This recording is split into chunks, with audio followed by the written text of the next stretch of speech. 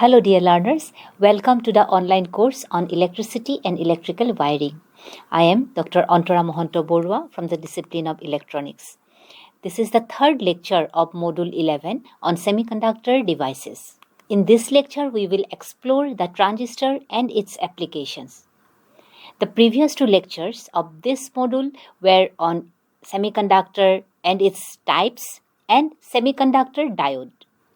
By the end of this lecture, you should be able to identify the different types of transistor used in electrical circuits, then recognize the various configurations and modes of operation of transistor.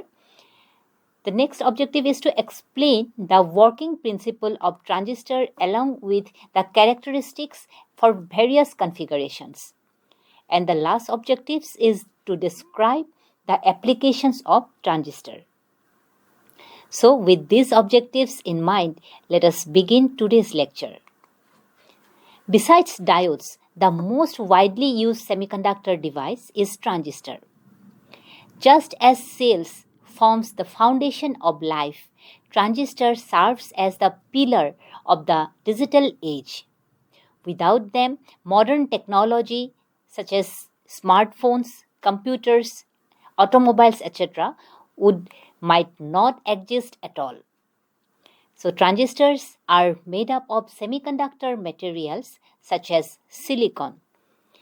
The transistor has the capacity to transferring a signal from low resistance circuit to high resistance circuit. Hence, the name transistor is joining the two terms, that is transfer and register. So transistor is the transfer plus register. It can be used in many ways, and the most importantly, it can be used to amplify and switch electric signals. A transistor, which is a semiconductor device, comes in different types. So first is the bipolar junction transistor, then unipolar junction transistor, and the field effect transistor. Here in this lecture, we will describe the bipolar junction transistor and explore its use in fundamental signal shaping and amplifier circuits. So let us begin with the construction of transistor. First, we will see about the construction of the transistor. The transistor is a three-layer semiconductor device which consists of either two N and one P-type layer of materials or two P and one N-type layers of material. A transistor consists of two PN junctions and functions like two connected diodes. This is the symbol of transistor. It has three regions, namely emitter, base, and collector. So emitter is the leftmost region of the transistor and is more heavily doped than the other two regions because it is mainly used to release electrons and holes to the next region, that is base. The second region is the base. This is the middle region and it is very lightly doped and is very thin because it passes most of the emitter injected carriers to the next region, that is collector. So collector is the rightmost region of the transistor. The main function of the collector is to collect the majority carriers through base. It is moderately doped and large in size because it is required to dissipate more heat. The collector handles a large voltage compared to the base and emitter. The doping of the sandwich layer is also considerably less than that of the outer layers. This lower doping level decreases the conductivity of this material by limiting the number of free carriers. For the transistors shown in the figure, the junction between the emitter and base is called the emitter-base junction, which is in forward bias and has low resistance. The other junction between the base and the collector is called the collector-base junction, which is in reverse bias, and it has the high resistance. So dear learner, now let us talk about the types of transistor. The bipolar junction transistor is so named because both types of charge carriers, that is electrons and holes, are participated in the current conduction. If only one carrier is employed in the conduction process, then the device is known as unipolar junction transistor. Based on the construction, the bipolar junction transistor is divided into two types. So number one is PNP transistor and number two is the NPN transistor. So a PNP transistor is composed of two p-type semiconductors separated by a n-type semiconductor. In this transistor, the current conduction is by holes, and an NPN transistor is made of two n-type materials sandwiched between a p-type materials. The bipolar junction transistor symbol for both PNP and NPN transistor and their corresponding block diagrams are shown in this figure. The types can be identified by the direction of the arrow. Now, the transistor configuration. Generally, there are three types of circuit arrangement for operating a transistor. They are common base, or it can symbolize as CB, and second one is the common emitter, that is CE, and common collector, that is CC. Now first one is the common base. In this configuration, the base terminal is common to the both input and output circuit. The input signal is applied between the emitter and base, and the output is taken out from the collector and the base terminal. The first figure shows the common base PNP configuration, and the second figure shows the common base NPN configuration. Now, common emitter. Here, the emitter terminal is common to both the input and output circuit. The input signal is applied between the base and the emitter terminal, and the output is taken out from the collector and emitter terminal. These are the figures for the common emitter configuration for PNP and NPN transistor. The third configuration is common collector. In this configuration, the collector terminal is common to both input and output circuit. Here, the input signal is applied between the base and the collector terminal, and the output is obtained from the emitter and collector terminal. Here is the common collector configuration shown in the figure. Now, let us discuss about the transistor operation. The basic operation of the transistor will now be described using the PNP transistor for common base as shown in the figure. The operation of the NPN transistor is exactly the same if the roles played by the electron and holes are interchanged. When there is no battery connection between the different terminals of a transistor, the transistor is said to be in an unbiased state. The process of applying DC voltages across different terminals of a transistor is called the biasing. In normal operation, the emitter base junction is always forward biased and the collector base junction is in reverse biased. The forward bias reduces the barrier potential and narrows the depletion region, whereas the reverse biased produces a wide depletion region. As shown in the figure, the emitter base junction of a PNP transistor is forward biased by the battery VEB, and the collector base junction is reverse biased by the battery bigger than VEB, that is symbolized as VCB. The forward bias causes the holes in P region cross over to the N region or the base region. This constitute emitter current IE. As the base is comparatively thin and is lightly doped, only few holes recombine with electrons within the base. These recombined holes constitute small base current.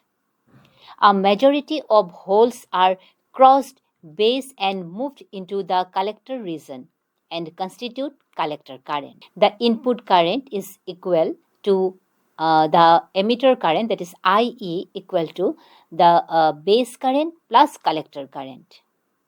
The depletion region has been reduced in width due to the applied bias, resulting a heavily flow of majority carriers from the P to the N-type materials.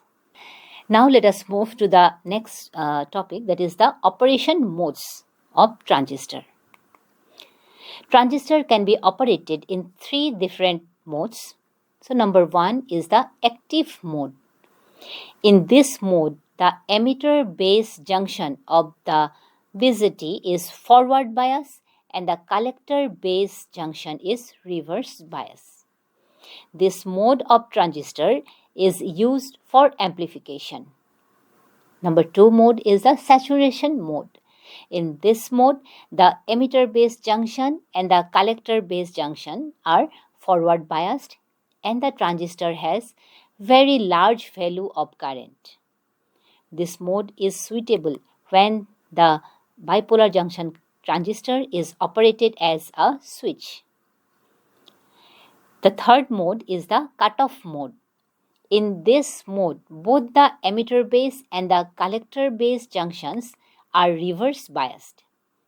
In this case, the current in the transistor is practically zero because emitter provides no current. The BJT operates as an open switch in this mode. Thus, the saturation and collector modes are used alternatively when a transistor is used for switching application. The 3 operating modes are shown in this figure. Dear learner, after discussing the transistor construction, types and operation, let us now go through a small quiz.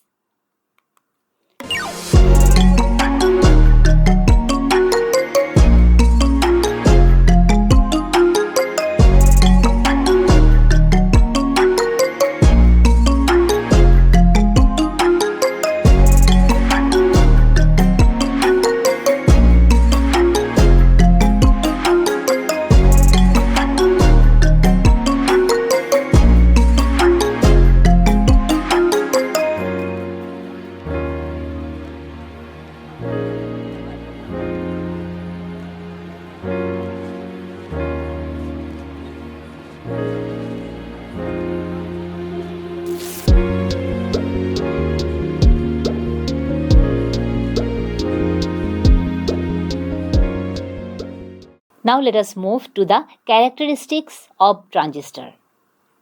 Characteristics of common base configuration. So there are 2 types of characteristics. One is input and the other is output characteristics. The input characteristics is the graph which is drawn between the input voltage and input current. So in this case, for common base, the input voltage is emitter base voltage, that is symbolized as VEB, and the input current is the emitter current, which is symbolized as IE. When IE increases rapidly with VEB, this means the input resistance is very small. IE is almost independent of VCB, that is collector base voltage. Next is the output characteristics of a transistor is the variation of the collector current, that is IC, with the collector base voltage, that is VCB, is called the output characteristics. Now the collector current varies linearly with VCB, and only when the VCB is very small. As VCB increases, the collector current IC becomes constant. The input and output resistance of common base configuration. The input resistance is the ratio of change in emitter base voltage to the change in emitter current, which is called the input resistance, and it is symbolized as RI. It is a ratio between the change in the VVE to the change in the IE. Now, the output resistance is the ratio of change in collector base voltage to the change in the collector current. This is the equation for the output resistance in case of common base configuration. Now, let us see what is the current amplification factor. So, it is symbolized as alpha. It is the ratio of change in collector current to the change in emitter current at constant collector base voltage, that is VCB, is known as the current amplification factor. So this is the equations for current amplification factor, and the practical value of this is less than unity, and it is in the range of 0.9 to 0.99. The collector diode is reverse bias, so very few minority carriers passes the collector base junction, which actually constitute leakage current. So, collector current constitute a portion of emitter current, that is alpha IE, and a portion of leakage current, which is ICBO. So, from this we get this relationship, that is IC equal to alpha IE plus ICBO. Now, how we can calculate the IC? IC will be alpha IC plus IB plus ICBO, that is the leakage current. If we take this, next we get the IC equal to 1 minus alpha is equal to alpha into IB plus ICBO. So, IC is equal to alpha by 1 minus alpha IB plus ICBO divided by 1 minus alpha. So, now let us see the characteristics of common emitter configuration. So, first one is the input characteristics. In a common emitter configuration, the input characteristics are represented by a graph showing the relationship between the base current IB and the base emitter voltage, that is VBE, while keeping the collector emitter voltage, that is VCE, constant. IB increases rapidly with VBE. This means the input resistance is very small. IB is in the range of microamperes. You can see the graph in this figure. Next, the output characteristics. It is the graph between the output voltage, that is VCE, with the output current, that is IC, collector current. The characteristics is known as the output characteristics. Now, IC varies linearly with VCE only when the VCE is very small. And you can see from this figure, from this output characteristics graph, as VCE increases, the collector current becomes constant. Now, the base current amplification factor, that is symbolizes beta. In common emitter configuration, input current is the base current and the output current is the collector current. The ratio of change in collector current to the base current is known as the base amplification factor, which is symbolized as beta. And the equation is beta equal to delta IC divided by delta IB. Now, this is the relationship between the alpha and beta. As we know from the expression, we get that beta is equal to delta IC divided by delta IB. And again, alpha is equal to the ratio of delta IC divided by delta IE. So, from this equation, IE is IB plus IC. So, change in emitter current is equal to delta IB plus delta IC. And delta IB equal to delta IE minus delta IC. Thus, the relation between the alpha and beta is from these expressions. You can see here that beta is equal to alpha divided by 1 minus alpha. As we know that beta is equal to delta IC divided by delta IE minus delta IC. Now, from this equation, we see that the expression of collector current, that IC equal to alpha IE plus ICBO, and from this equation, IE is equal to IB plus IC. So, we are putting the value of IC here, and IE into 1 minus alpha, that is equal to IB plus ICBO. So, from this relation, we get this value of IE, and ultimately the IE, that is the emitter current, is equal to beta plus 1 into base current plus beta plus 1 into leakage current, that is ICBO. So, I hope you have cleared these relations between the alpha and beta. Now, transistor can be used as a switch or amplifiers based on the switch of operating point and the region of operation. So, transistor as an amplifier. If we look at controlling a large voltage with a small voltage, we can say that we are performing an amplification. A transistor can do that. It increases the strength of a weak signal. So, a transistor operates as an amplifier when it is in active region. This figure shows a simple common emitter circuit which uses an NPN transistor. The collector terminal is connected to the supply voltage VCC through the collector resistor, that is symbolized as RC. In this figure, the base terminal is provided with the AC signal which needs to be amplified, and the emitter is grounded. Hence, it is also referred as a grounded emitter configuration. During the first half cycle of the input signal, as the input voltage Vi increases, the base current IB also increases, which in turn increases the collector current IC. This causes an increase in voltage drop across the collector resistor RC, which results in a decreased output voltage, that is V0, as emphasized by the following relationship. Now, during the second half cycle of the input signal, the input voltage gradually decreases, leading to a reduction in base current and consequently a decrease in collector current. As a result, the voltage drop across RC decreases and causing an increase in the output voltage. Thus, during the positive half cycle of the input waveform, the output produces an amplified negative half cycle, whereas a negative input signal results in an amplified positive cycle. This indicates a 180-degree phase shift between the input and output waveforms in a common emitter amplifier circuit, and it is also known as inverting amplifier.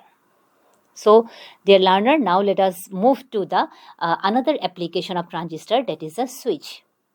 So, transistor can act as a switch when it functions in the cutoff region, that is the open switch, and in the saturation region, it acts as a closed switch.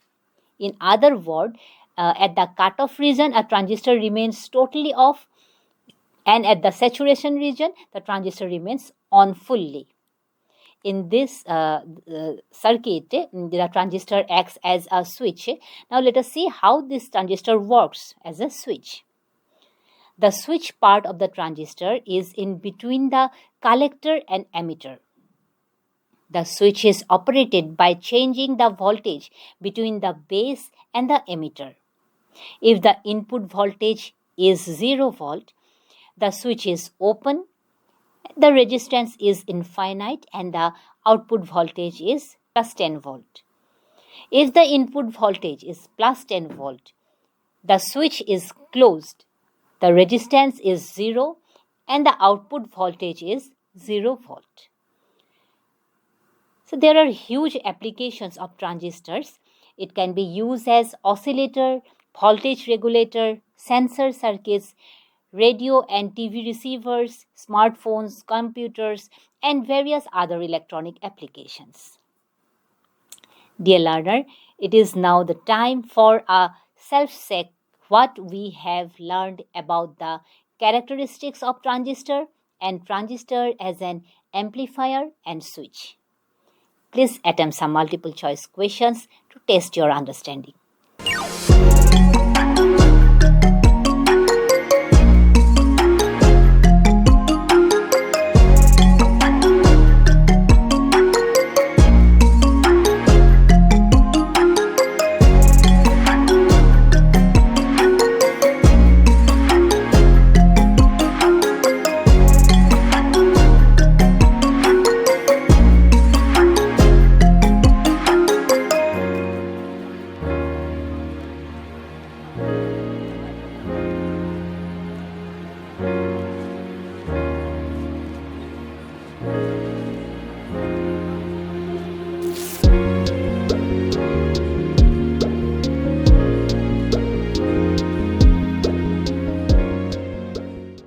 So dear learners, in this lecture, we explored about the transistor.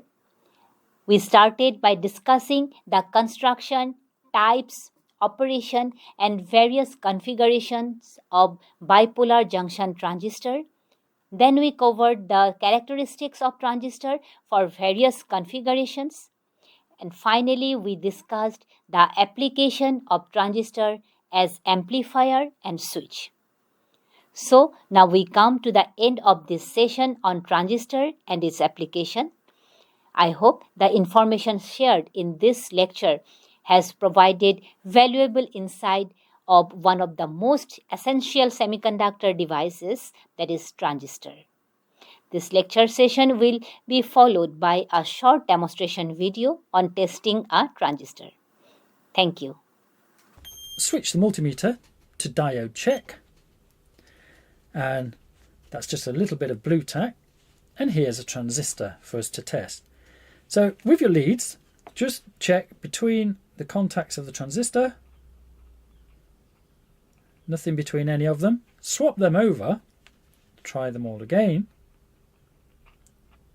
nothing at all, no readings whatsoever, so therefore that transistor is dead.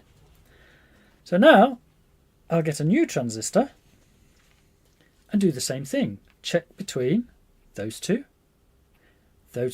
Aha, now we have a reading. So if I move that one over, we have a reading there as well. So we have two negatives there and there, and one positive, which is here. So that makes this an NPN transistor. And it also makes this single leg here the base. So that is sort of working like this. You have the diodes sort of facing outwards there, and that would be your base. And that is the symbol for it. Now I'll test another one and do exactly the same. Check between those two, nothing, nothing, nothing. Swap them over. Nothing. Now we have a reading, and we have a reading there. So the positive is reading on those two legs, and the negative is reading on just this one here. So that's two positives and a negative, so that makes it a PNP transistor. And again, that makes this one the base. And that is these two diodes sort of facing inwards. There's your base, and that would be the symbol for it. So I hope that's been some use to you.